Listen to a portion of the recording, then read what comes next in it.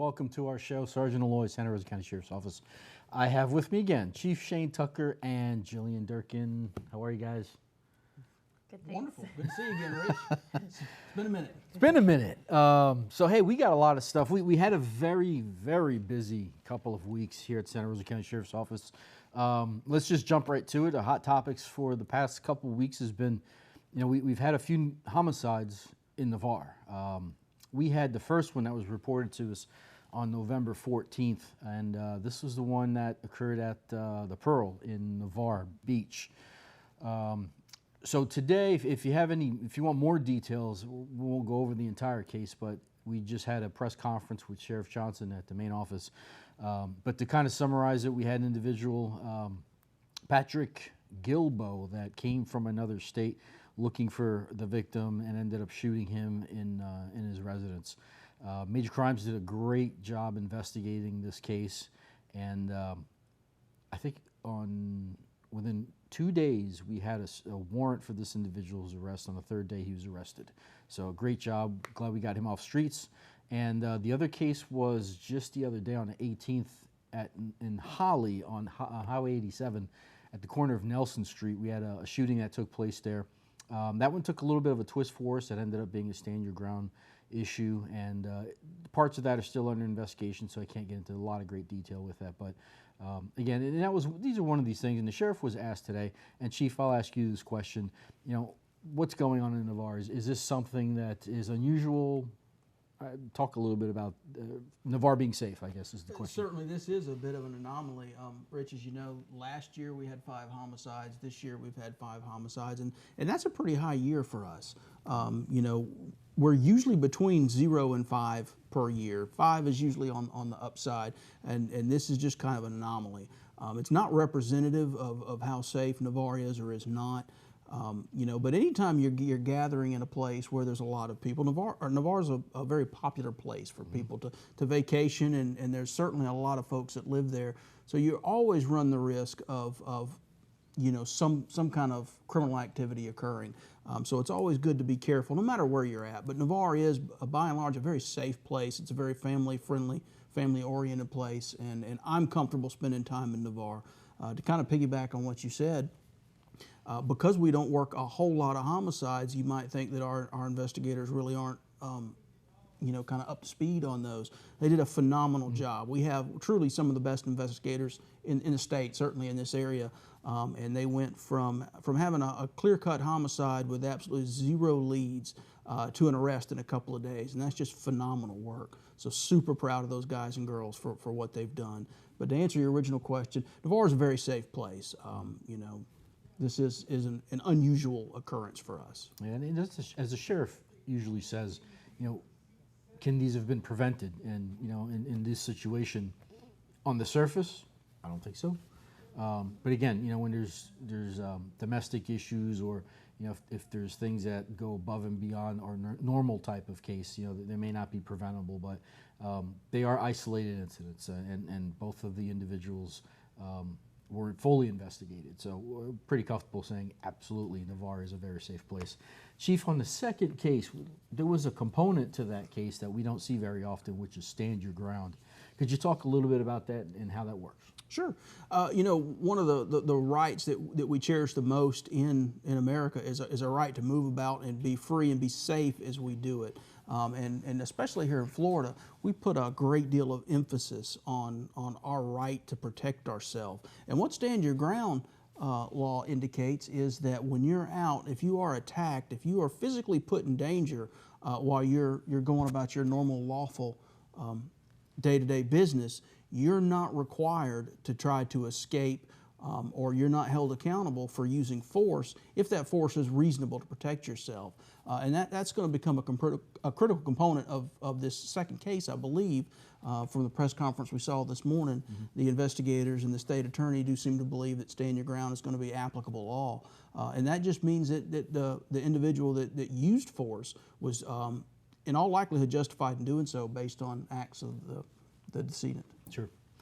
And again, we just want to emphasize how important it is for our community to know what a great investigative staff we have.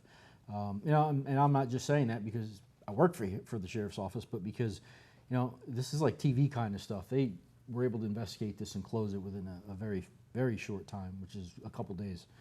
So congratulations to them. Great job. Hey, let's get on and talk about something a little bit more fun. So the Santa Rosa County Sheriff's Office, Sheriff Johnson held a tournament for the Florida Sheriff Association Youth Ranch. Great place out off of I-10, a little bit east of us. And it's a great organization. They help children in need. And Sheriff Johnson wanted to hold a golf tournament to raise funds for this great organization. And I got to tell you, I got to give it to Miss Tammy Peterson, who's the person that put it together for the sheriff's office. That's the sheriff's executive assistant, and she did a great job. Once again, you know, the sheriff seems to put on some really good tournaments and raise a lot of money through that. So we want to be proud to say that we raised approximately $21,000 for the kids at the Sheriff's Youth Ranch, and that was just a great job by Miss Peterson and Sheriff Johnson and all the staff that played. I had a good time playing. We got to get you out there, Chief. I don't know if you want to see me play golf or not. I tried that once, and it wasn't as It's tough. fun as you might tough. think. It is tough. Jillian, you played golf, right? I do. Did you play in that tournament? I did. How'd That's you do? I did okay. All right. I'm a newbie. Okay. That's a tough course. It is. Navarre's a tough course. It is, and this past week with the weather that we had, you almost had to wear waders in some of the holes. But I get it. It was raining. We only have a short period of time before we go to break, but I want to pose some questions that we received, and you could send them to us through our Facebook or through the website. And Chief, I got some questions for you. Here's a good one. Why do deputies drive in the left-hand lane? Okay, there could be a few reasons for that. I know specifically when I started law enforcement back in the 90s, I was taught that the left-hand lane is a convenient spot for you to drive because if you have to change directions, if you have to do a U-turn, you know, you're more apt to be able to do that and go back the opposite direction. Running radar is really impossible from the outside lane, so a deputy will get in the inside lane so he or she can run radar. You know, and in some cases it may be just to pass traffic. You know, there could be a whole multitude of reasons a deputy's in the left lane, but those are probably some of the more common reasons why they seem to camp out there in that lane. Yeah. Another question is, when a speeding complaint is called into us, what usually comes out of it? Well, that's going to depend a lot on the circumstances, of course. You know, if deputies are able to locate a violator, then they're going to see if they can observe some traffic violations.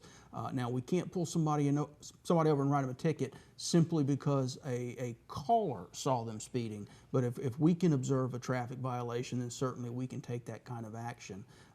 Oftentimes, it's very difficult for us to locate those violators because they're speeding, and they're speeding in an opposite direction. So. Sure. Well, let's do this. Let's take our first commercial break, and we'll be right back with more. Have you ever laid in bed and wondered what your future is going to be like? I do, and I often wonder what it's like to be a deputy. How would I look in a uniform? What's on that belt? What's the car look like inside? Who would I work with? What's it like to help others in need? What's it like to fight crime? One day, I'm gonna know.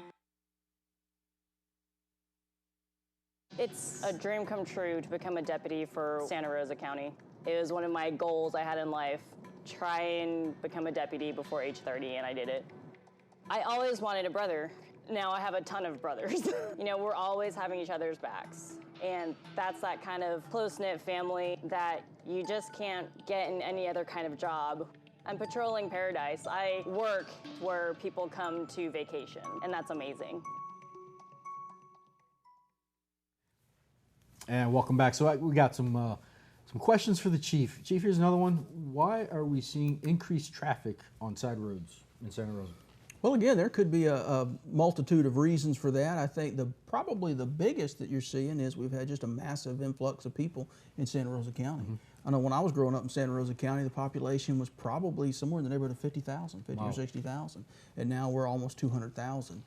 That's a lot of folks. That's a big difference. So they've got to go somewhere. They've got to be able to drive. I would imagine that with the increase of population. People are trying to find alternate routes to get where they're going quicker. They're getting frustrated with traffic, and as you've seen, there's the creation of some new roads. Sure, absolutely. So I think all that probably factors in. And we also had a question related to litter. And Jillian, go ahead and ask the chief the question. Yeah, got a Facebook message, someone asking about picking up litter on the sides of the roads. I think maybe she thought we were responsible for that, but maybe you can offer some better insight on how that Okay. is Well, handled. the county will have a road department that will be responsible for the primary litter enforcement, if you will, or picking up litter. You know, I will tell you that occasionally if a deputy sees a box or something that's presenting a hazard or obstructing the roadway, I know recently I got out of my car to remove a 2x4 and things like that, but they'll put it on the side of the road, and the county road department can come by and collect that. You're probably not going to see deputies on the side of the road just picking up litter and throwing it away, generally speaking. I always make it a habit that if I see anything on a roadway, I'll pull over, like those pieces of tires on 87, but you got to be really careful with those because they got the metal threads in them, and they usually hurt. So I put gloves on for those. But I had 2x4s, bricks, paneling. I mean, you name it. We see it on the roads. Armadillos. I won't touch an arm. No. But everything else, I'll touch it. I'm gonna get out of the way. So next up, we want to talk. Hey, holidays are coming. We'll be on here very shortly, and we want to talk a little bit about, from a crime prevention standpoint, some things that you can do to be safe during the holiday season. And Jillian, tell us a little bit about some of these things that we can do. So I think the biggest thing is shop from places that you've shopped before. If they're good for you, keep shopping there.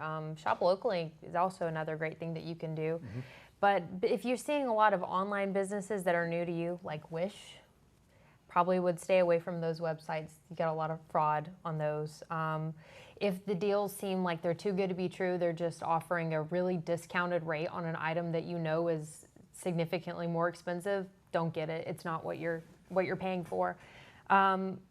Another thing is just not to use public Wi-Fi. A lot of hackers can get into your devices just by using something that you think is free and friendly, and it's not. Yeah, that's a good point.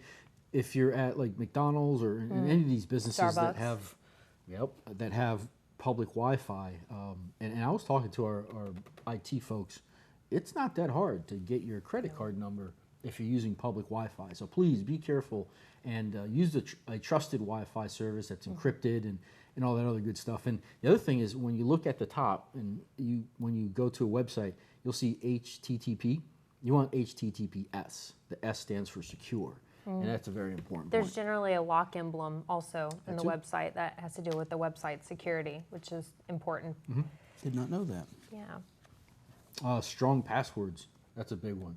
Yeah. But it's a little bit of a headache for us older folks that we have to now chart and log all of our passwords and make sure that we don't lose them. But make up. You know, there's apps for that actually. There are. That you could download an application on your phone, and I use one, and then you could put all of your passwords in there, and that way everything is secured using one main password. So that's pretty good to know. That's good. That's all I have for online shopping. Hey, locking your cars. Oh my goodness. So we just had another round of vehicle burglars in the south end of the county where these individuals attempted to get into unlocked vehicles, and most of them were unlocked. So please lock your cars. Make sure that if you have anything of value inside your vehicle, especially during this time of year, you come home from shopping and you're tired, lock it up, take it inside, put it in your trunk, minimally put it in your trunk. And I always say this, people laugh at me.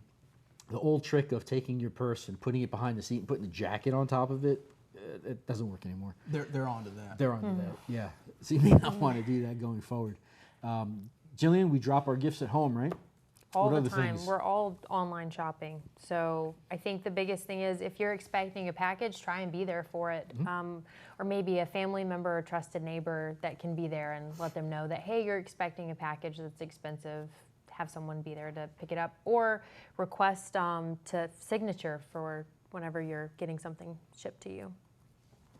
You know, the other thing is when you're going out and about and you're pulling money from an ATM, or you're using your credit card anywhere, just make sure you try to use a device that's familiar to you. Through the years, we've seen during the holiday season that these skimmers are made and actually attached to devices. I remember one last year where a major crimes found and made an arrest of an individual that put a, you know, that little green slide-in thing when you go to the gas station and it's blinking and you slide your car in. Well, they took the original one off, put theirs on, and then as you were scanning your card, it would take a picture of it, and then also take a picture of you putting your code in. And all the information was on that. So if you're ever in doubt, shake it. Make sure it doesn't come unglued. Oh, yeah. And just know where you're at in areas that you're familiar with. And ever in doubt, don't do it. Go somewhere else and save your money. Absolutely, and generally you're right. You just give it a little tug and those things pop right on off because they don't want to be there a long time working for it to get it off the machine either. So Keep track of your bank statements. I think that's huge as well. Unlike my wife, it's very hard to buy anything because she knows everything where I shop at. That's overboard, but take a look at it and keep in mind what you're doing and where you're at. And look for those statements because on occasion we may get an individual that bills you twice or three times. Sometimes it's accidental, but when it is fraudulent, we want to know about it. Using UPS as your shipping provider. Here's some good ones, Jillian. You want to go over those? yeah, so don't leave your delivered mail and packages unticketed. We talked about that. You can also, if you're going out of town, especially shipping's a little weird nowadays with COVID backing everything up. So if you're going out of town, ask the post office to hold your mail for you. So that's a big one. Or you can do ship using hold for pickup. What's that? So customers can redirect their incoming packages to USPS or their local post office. And then you go pick it up. And then you go pick it up. Physically pick it up. Yep. Gotcha. Yep. So Secure the shipments using, well, that's what you just talked about, signature confirmation or registered mail. Right. Track your packages. That's a big one. yeah, those are easy. The internet makes it easy nowadays. Yeah. You get an email, you just click it, or you just copy it and put it in a Google search. You don't even have to go directly to who you're shipping through, and it'll just pull it right up for you. You know what I do? I have a U.S. Parcel Service, or mail guys. They, you could sign on for an electronic receipt of everything you're getting. Like I can go on right now and I know what's coming to me in my mail. I know what to expect. And that way, it's an email I get every day. I can check it, make sure what I get at the house is there. And if not, I check my cameras. Yep. We got to do a quick commercial. We got more information along with the wanted fugitives right after this.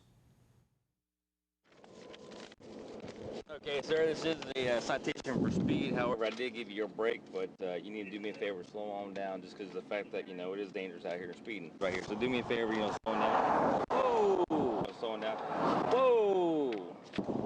Wow. That's the reason why you got to have a move-over law in effect to save somebody's life. Hi, I'm Santa Rosa County Sheriff Bob Johnson, asking you to please remember to move over so all of us can come home safely. From that first day when I started hearing stories about what law enforcement actually, entailed, I was hooked. I'm very involved with, being on the SWAT team. It's my niche, if you will. I take pride in what I do. And my wife grew up in Santa Rosa County. I have, 2 children, one on the way. I try to be the best husband and father I can be. Hopefully at the end of the day, make me a better cop as well. I am Michael Ramirez, and I am proud to be a Santa Rosa County Deputy Sheriff. And welcome back. It's time to do our wanted fugitives. These are individuals that are wanted by the Santa Rosa County Sheriff's Office. This show is pre-recorded, so we're looking at 11/22 is today's date. These individuals may have been caught, but most likely not, because that's why they're wanted fugitives. So we're going to go through and give you this list of our 10 most wanted fugitives. You guys ready to go? Let's do it. Let's rock. Okay, so first off is going to be Kirkland Lance McGon. Kirkland is wanted for possession of a controlled substance without a prescription. Kirkland is a white male. He is 39 years of age. He's approximately 5'7", 145 pounds with brown hair and green eyes. Next we have Joshua Ramsey McCormick. Joshua is wanted for failure to appear, possession of a weapon or ammo by convicted felon, and driving while license is revoked, and drive while license suspended, habitual offender, 2 counts. Joshua is a white male, is 35 years old, and is approximately 6 foot and 200 pounds with brown hair and blue eyes. Next up, we have Jenny Marie McKenowitz. Jenny is wanted for possession of controlled substance without a prescription and drug equipment possession. She is a white female, 36 years of age, approximately 5 feet 6 inches tall and 145 pounds. She has blonde hair and brown eyes. And next up is Solomon X. Mooney. So Solomon is wanted for revoked bond, battery on officer, firefighter, or EMT. Solomon is a white male, 51 years of age, about 5'5", 185 pounds. He has brown hair, hazel eyes, and an interesting little goatee thing going on there. He's considered violent. Do not approach him. Contact local law enforcement or Crime Stoppers. Next is Corey Zachary Kernut.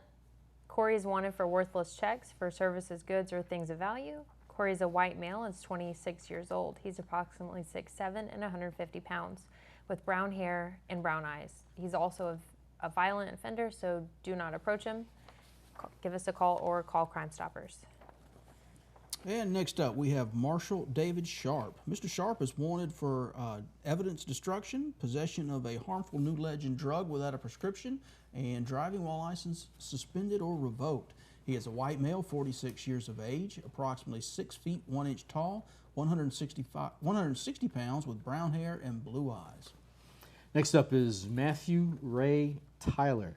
So Matthew's wanted for larceny, grand theft. Matthew's a white male. He is 38 years of age. He's approximately 5'11", 210 pounds. He's got brown hair and green eyes and some tattoos on his neck. Next is Jennifer Suzanne Walden. Jennifer is wanted for larceny, grand theft of a motor vehicle, and larceny petty theft. Miss Jennifer is a white male and is 37 years old. She's approximately 5'4" and 180 pounds with blonde hair and blue eyes. And next we have Desi Marie Wilson. Miss Wilson is wanted for larceny, grand theft. She is a white female, 26 years of age, 5 feet 6 inches tall, 130 pounds, blonde hair and blue eyes. And last up is going to be Adam Gentry Pate. And Adam is wanted for possession of a controlled substance without a prescription. Adam is a white male. He is 36 years of age. He's about 5'6", 125 pounds. He has brown hair and brown eyes. So if you have any information in reference to any of these individuals, we want you to contact Santa Rosa County Sheriff's Office, or if you want to remain anonymous, you can get a reward of up to $3,000 by contacting the Santa Rosa County Crime Stoppers, a sponsor of this program, at 437-STOP. $3,000 can sure go a long way during the holiday season. I sure would. What would you do, Jillian, with $3,000? You know I was going to ask you that. I don't know what I would do right now. Really? Yeah. Chief? I think I'd buy my wife a new bass amp. Bass amp. Good one. She could use a new bass amp, right? And if she doesn't want it, I know who does. That's awesome. Well, you know, and to back you up here, you've always said you want to get you something for your wife, so you're just keeping along with the tradition. Just usefulness is beside the point. All right, Facebook. We have a really cool thing we're going to do here. So we're coming up on our 40,000th. Is that how you say it? That's how you say it. Yeah.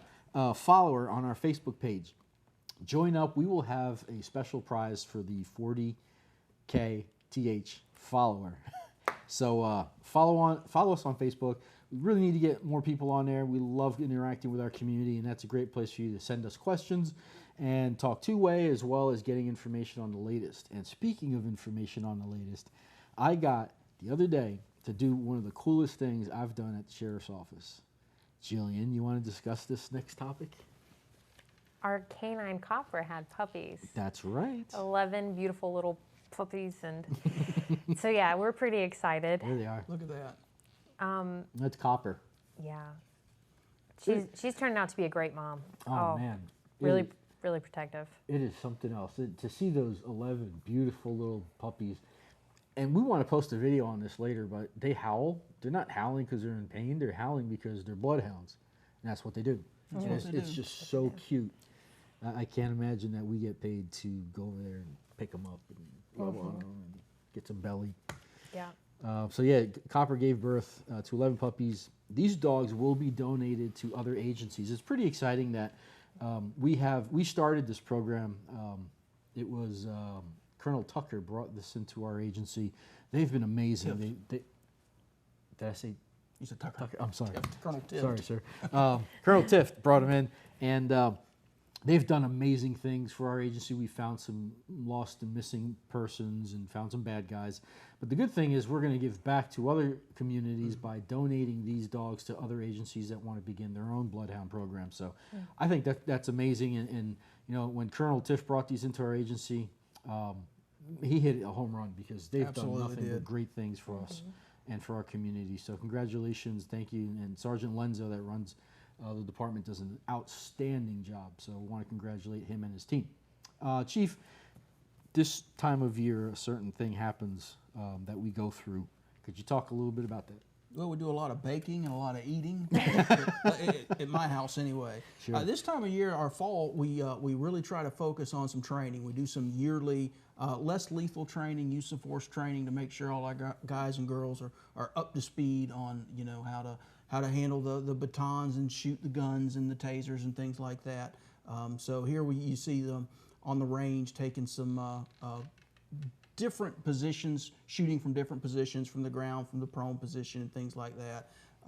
And you know, we found in law enforcement over the past several decades that when shootings happen or when crises occur, people don't rise to the occasion. They sink to their level of training. So we're really taking an effort to make sure that the guys and girls that are protecting us on the street are as trained and as equipped as we can possibly make them.